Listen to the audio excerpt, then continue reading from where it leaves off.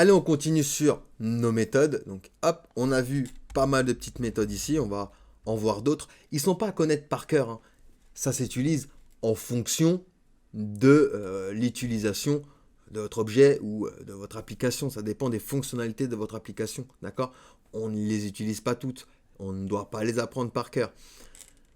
Donc, on a vu plusieurs méthodes, dont la méthode construct, qui est une méthode, par exemple, qui est appelée automatiquement lorsqu'un objet est créé et initialisé. Donc, ça va être utilisé pour initialiser les propriétés de l'objet et on peut accepter des paramètres qui sont passés lors de la création d'objets. On a vu également d'autres méthodes comme la méthode toString, callStatic et new instance. On va en voir d'autres. Maintenant, on va voir la méthode get. D'accord? Cette méthode est appelée automatiquement lorsqu'on tente d'accéder à la propriété non définie d'un objet. Elle accepte un argument qui correspond au nom de la propriété qui est en train d'être accédée. On va voir ça dans un exemple plus concret. Je me crée une classe que je vais appeler personne. D'accord? Alors, classe personne. À l'intérieur, je vais me faire ici une private, donc une propriété privée à qui je vais donner ma variable name. Et je vais donner également une propriété privée qui aura du coup âge. Hop et hop. Voilà, parfait. Je vais utiliser ma public function construct, donc pour construire mon personnage qui aura pour paramètre name et âge. Ok? À l'intérieur, comme d'habitude, on va faire un 10, j'accède du coup à name et je lui dis que c'est égal à ma variable name. Hop et hop. De la même façon, je vais lui dire que 10 et j'accède à âge, c'est égal à ma variable âge.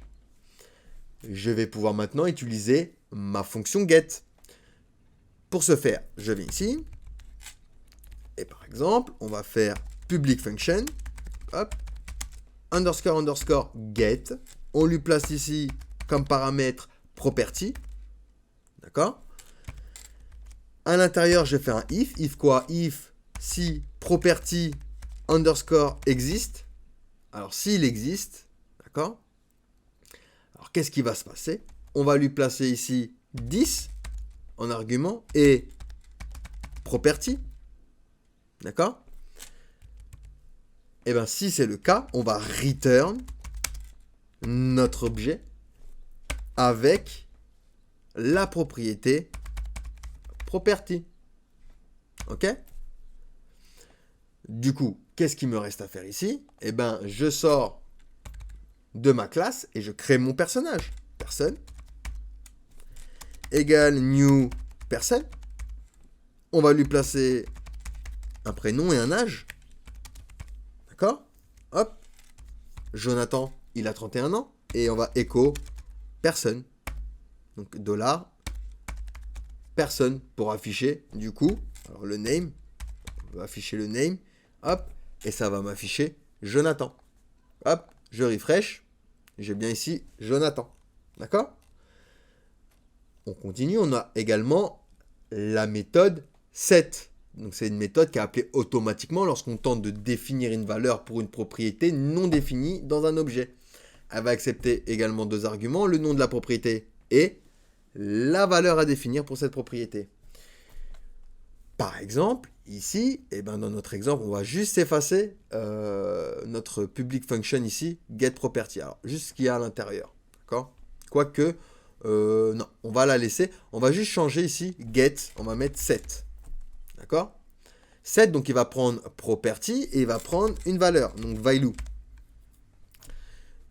On fait un if, donc est-ce que property existe? S'il existe, alors 10 est property.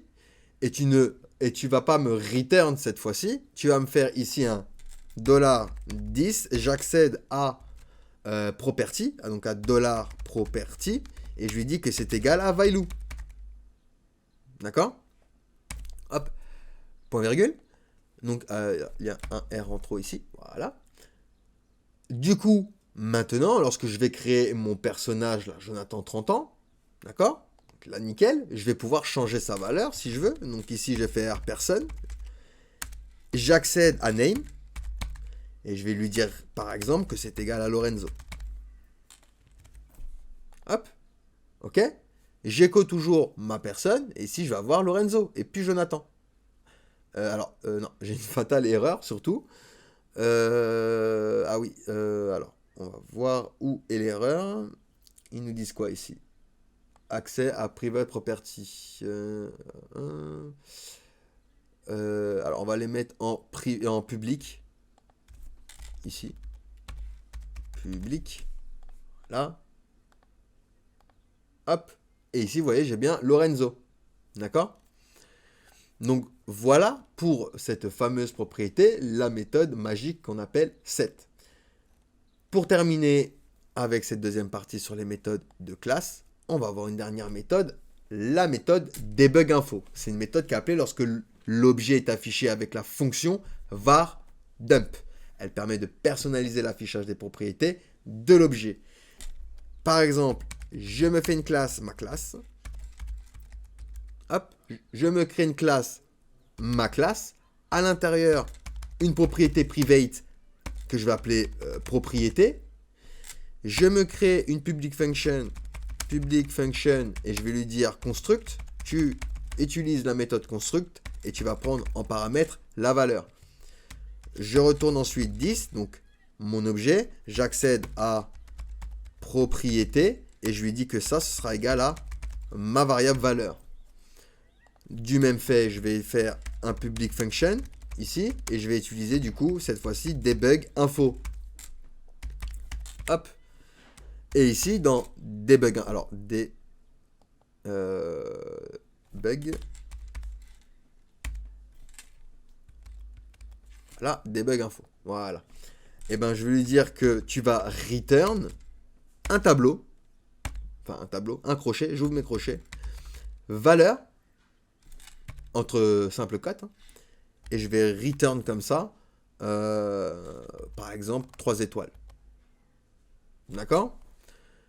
Une fois que j'ai fait ceci, eh ben, je vais pouvoir sortir d'ici. Et par exemple, je vais me créer un objet. Objet égale new ma classe. Donc j'utilise ma classe et je vais dire à l'intérieur valeur de la propriété. Hop, alors propriété. Parfait, nickel. Maintenant, pour afficher les informations de l'objet en remplaçant ma valeur de propriété par mes 4 petits points ici que j'ai mis. D'accord?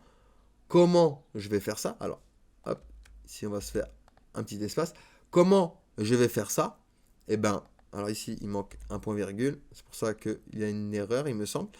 Eh ben, je vais utiliser ma fonction var dump et je vais lui placer du coup objet. D'accord? À l'intérieur, je lui place mon objet. D'accord? Ma variable objet ici. Et du coup, lorsque je vais refresh, alors j'ai une erreur ici, j'enlève ici le point virgule, je pense que c'est celui-là qui est de trop, et hop, voilà. Objet, ma classe, valeur, string, et j'ai bien changé ici la valeur, regardez, j'ai plus valeur de la propriété, j'ai ici 3 petits points. Donc voilà pour la méthode debug info. Allez, on passe du coup à la suite.